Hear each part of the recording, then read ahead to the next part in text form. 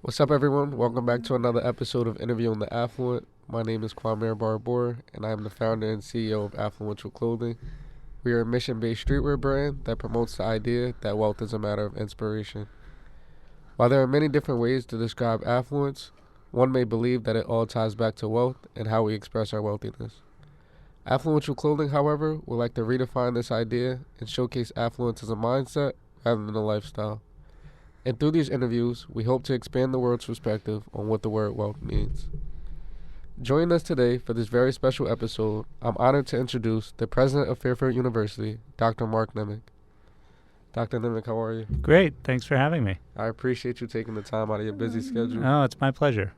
For those who don't know you, could you tell us a little bit about yourself and your journey so far? Sure. Mark Nemec. I'm President of Fairfield University, also a professor of politics, and just as importantly, husband to Susie and father to 4 wonderful children, 19 and younger. Well, actually, they would probably describe themselves as young adults, at least 3 of them. So Alex, Teddy, Philip, and Kit, and have been president here now in my 6th year. And prior to that was a dean at the University of Chicago. And then prior to that was in the private sector working for various information services firms. And before that, way back when, got my start actually as a college professor at Davidson College. Nice. And if there's one value that you live by, what might that be? Well, I'll take presidential prerogative and offer 2, which are related and very much fundamental to us here at Fairfield University, and that is hope and gratitude. I think one of the things that having children and who are now moving into their young adulthood, is giving them a sense of hope, but also a sense of gratitude for the life they have, the gifts they have, and the opportunity in front of them. Got you. And how would you say that you measure success?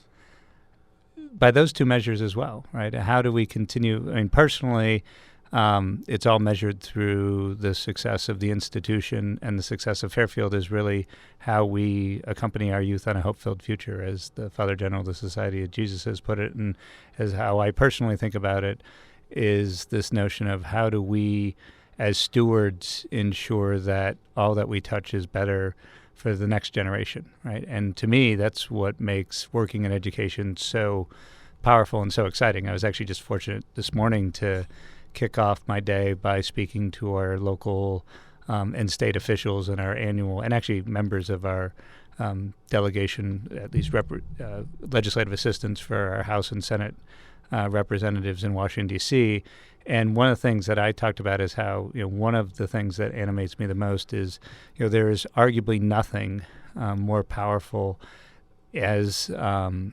institution than the ability to engender hope and to give society a sense of purpose. And so, we as universities give individuals a sense of purpose so that they can go out and change society and change the world. And, that's really, to me, a measure of success, is how we are engendering that in the young students who are willing to invest their time and energy and faith in us. Got you. And talking about providing hope to those students, is this something that you always knew that you would be doing? Interestingly, for a long time, I always wanted to get involved, A, in education, and B, in running a university, Okay. which is peculiar.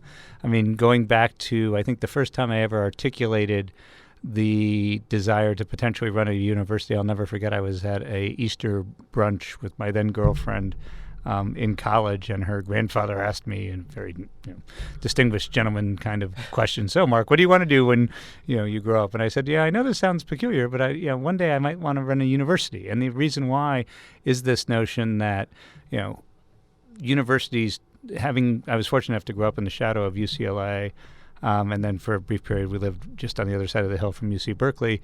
I always was involved around university communities, and I saw how transformative they were, both for the individuals involved with them, but also for the broader community around them, and then the larger impact they had on society, right? Because, I do believe that there's something exceedingly dignifying in education, right? Yes, one is educated, and then one can go on and find a career and find, a job, but there's also this idea that education provides one with a calling and a passion and the ability to fully come alive as one's best self. And so, being just involved in the overall enterprise of how do we ensure that we are individually giving our students the opportunity to find their best selves and then collectively having an impact for the greater good on society has always attracted me.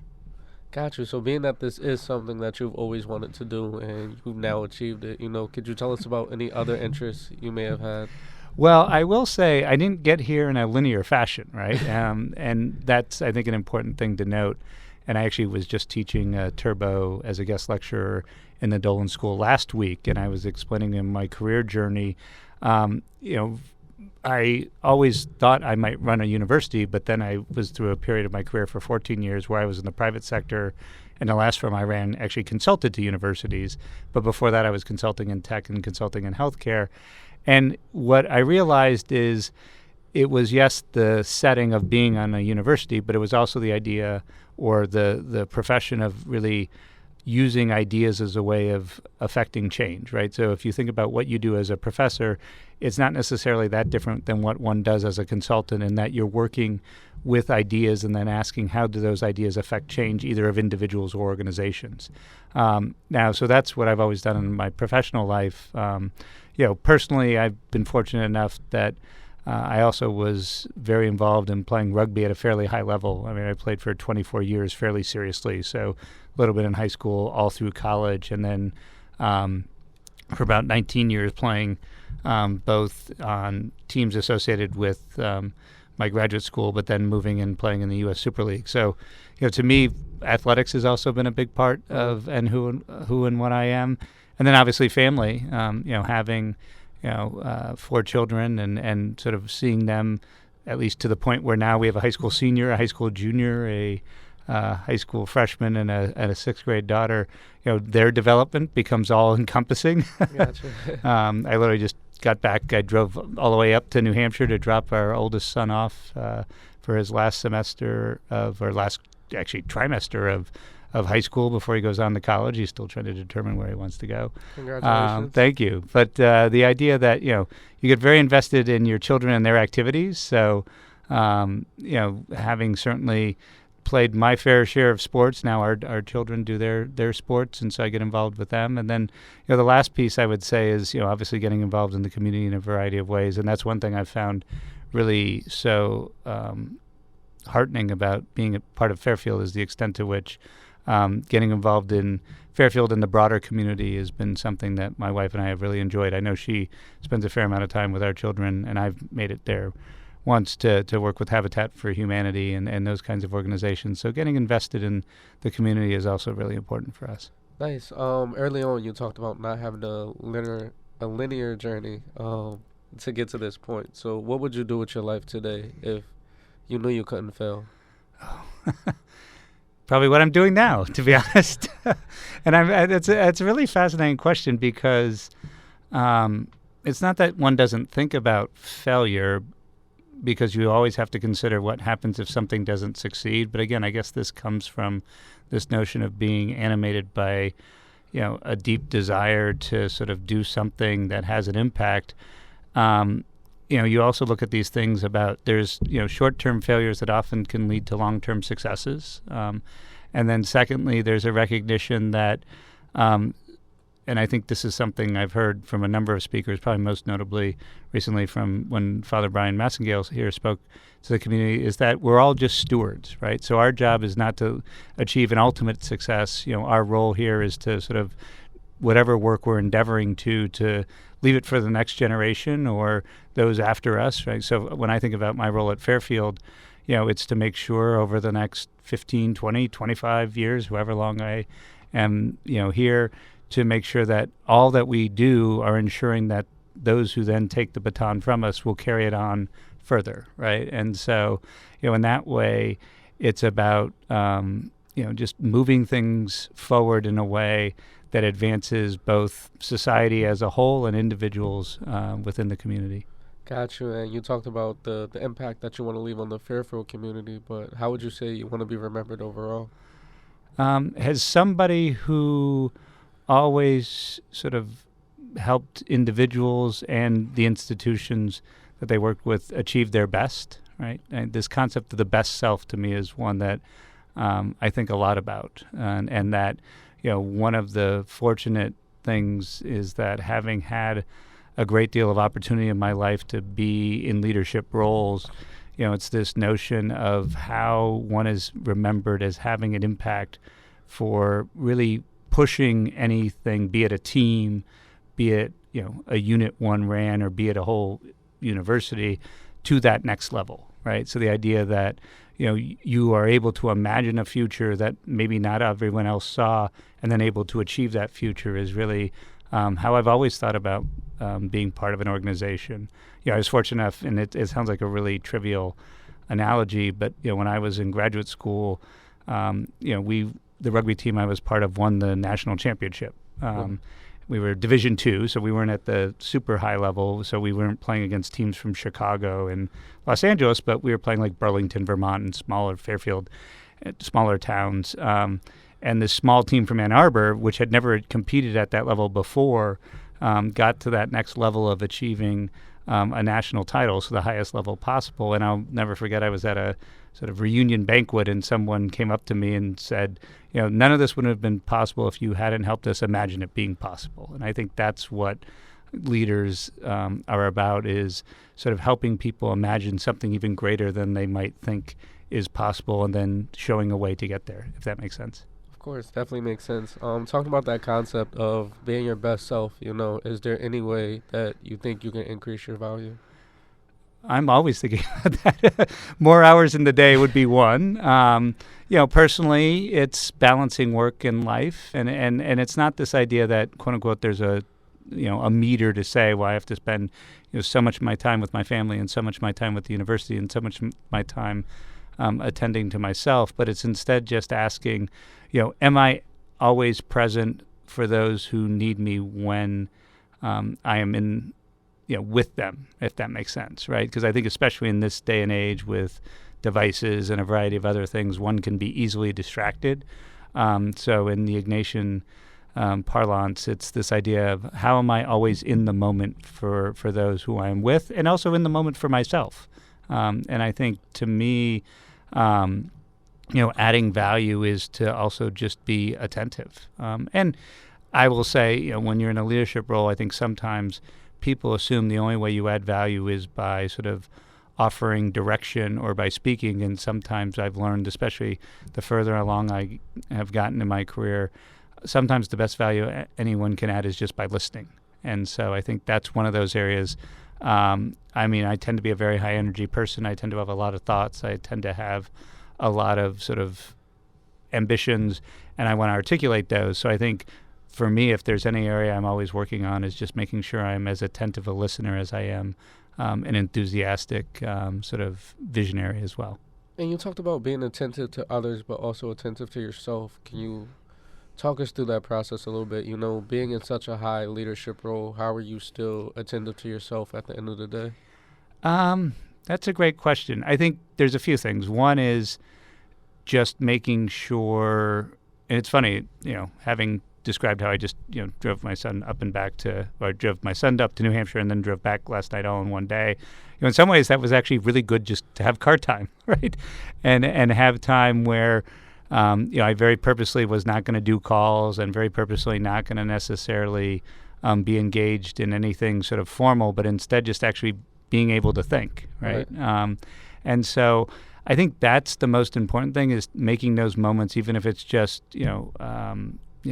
time to reflect, to pray, to read, and being deliberate about that, and finding that time for just a little bit of just sort of quiet reflection and introspection is important. But also, I think, as you hear, there's so much more we know about the mind and the body and their connections. So trying to also, literally just say, all right, I know I have a variety of meetings coming up, but I have a window in this morning, so I'm going to make sure I get to the gym, right? Or try to play basketball, or any number of things that where, just also offering a physical opportunity. And then lastly, and I guess for me, I tend to be very active. So it's saying yes to opportunities when even sometimes, it might not be the easiest thing to do and work with one schedule, but just to say, all right, I am going to make a point. For example, we were very fortunate and it was not an ideal time with the family having all the kids be on vacation and work obligations. But, a group of us from the university board of trustees, as well as a few members of the Murphy Center for Ignatian Spirituality, went on a pilgrimage to Spain to follow in the footsteps for a week of St. Ignatius. Nice. And it was an otherworldly experience. I mean, it was as transformative an experience to see, for example, probably most astonishingly, and after we talk, I'll show you a photo of the site, but there's a place called Montserrat that's a monastery that's about to celebrate its 1,000th anniversary.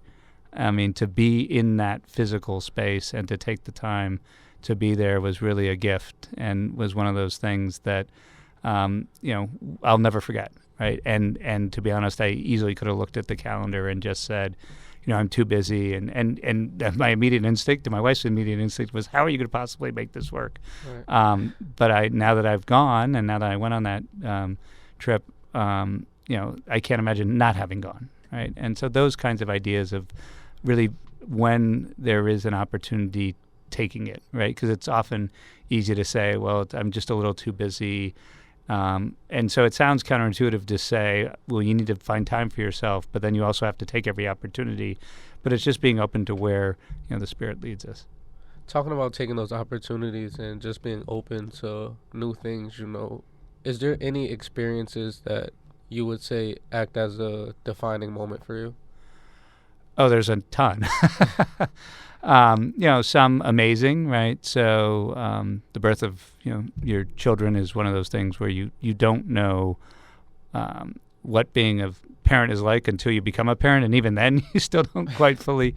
I've been fortunate to have, as I said, a lot of really fabulous experiences. I've also had personally some pretty traumatic ones when I was in graduate school, and I've talked about this publicly before on a First Friday address during COVID. My sister was killed by a hit-and-run driver, and that's one of those things that is literally earth-shattering. And so that's one of those experiences that you can't anticipate and you can never imagine.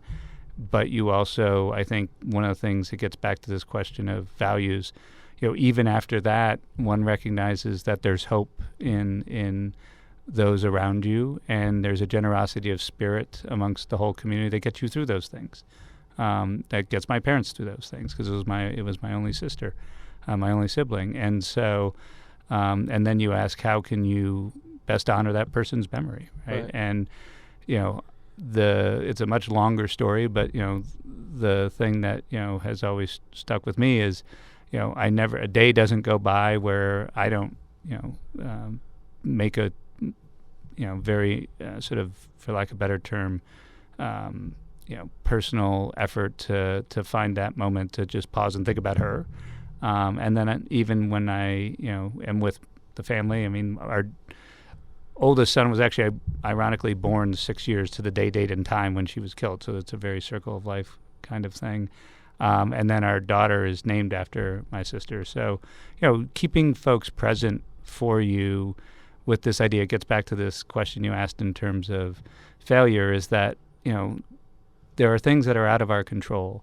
And as one gets older, one recognizes how little one does have control. Right. And so one has to simply embrace that, actually, rather than fight it, and just have faith that, we are all seeking to, make a difference in this world, and that, one of the ways we do make a difference is through our own lives, but just as importantly, about how we impact and work with others, if that makes sense. Definitely makes sense. Final question for you. What does affluence mean to you? It's funny because you were kind enough to make sure I had that question ahead of time, so I've had occasion to think about it a lot. I mean, obviously, it's the cornerstone of a great brand. That we wish you well in the startup competition. And I know my son loved the sweatshirt I gave him, so and wears it proudly. But I would say, for me, affluence relates to quote unquote wealth, which equates to riches, which to me is really about abundance, but isn't necessarily simply about. And in many ways, it's not about actually financial abundance, but it's about an abundance of spirit, right? And it's about then the gifts that we provide, right? I think, to me, to be affluent is to be generous, right? Because it means one is comfortable giving away so much that one has, right? Be it money, but be it time, and be it energy, and be it spirit. I think the I would say the opposite of generosity is not necessarily being greedy, but it's being hoarding, Okay. right? And so I think one who is truly affluent, one who's truly living in abundance, is one who's able to give of themselves in so many different ways, right? And I would say that's where I find your startup so interesting and compelling, is this idea of it as a mindset, right? And that one's willingness and ability to give of oneself is actually a richness that's beyond belief. And so that's what I would say is the concept to me of affluence is actually, it sounds somewhat counterintuitive, but I think is a very natural extension from affluence to generosity, because I don't think one can give unless one feels rich and one feels blessed. Most definitely. And before we get out of here, not only as the president of the university, but as a father, a husband, a teacher, are there any words of advice that you'll leave our viewers before we get out of here? I've probably offered too much already, but I would say, two things specifically for, assuming most of the viewers are folks who are ones, who are college age or, thinking about where their career might take them. And that is to never lose sight of what one's purpose is, but then also recognize that there are activities that one gets energy from, and that there are things that one might not get as much energy from. And, being able in one's career to find and work doesn't mean not every activity you do in a work environment or in a profession is going to give one energy, but you have to bias towards that. And let me give you a very specific example. I always knew I wanted to get involved in higher education. I always knew I had a passion for, teaching and learning. I loved research. One thing, though, I realized, I was giving a book talk after my book came out, and someone asked me what my next book would be about. And I said, you know what? I don't actually get a lot of energy from writing. Okay. I get a massive amount of energy from speaking.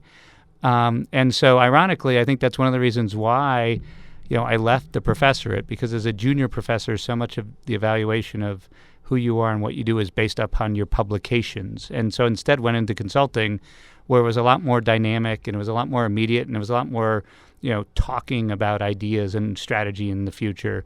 And then it came full circle to where now I run a university, and yes, I still, will write occasionally, but I get a lot more energy from speaking about ideas and then implementing ideas versus just writing about ideas, if that makes sense. And so my purpose has always been education, but the energy I got from the activities related to it were much more related to being, in the classroom and being on the strategy and visioning side versus simply being on the academic professorial side, if that made sense. Most definitely. President Nemec, we appreciate you taking the time to be here with us today and sharing your story and perspective. No, it's been my pleasure, and it's really always an honor to have an opportunity to speak with you and just to speak with our community. And that concludes this week's episode. Thank you for watching.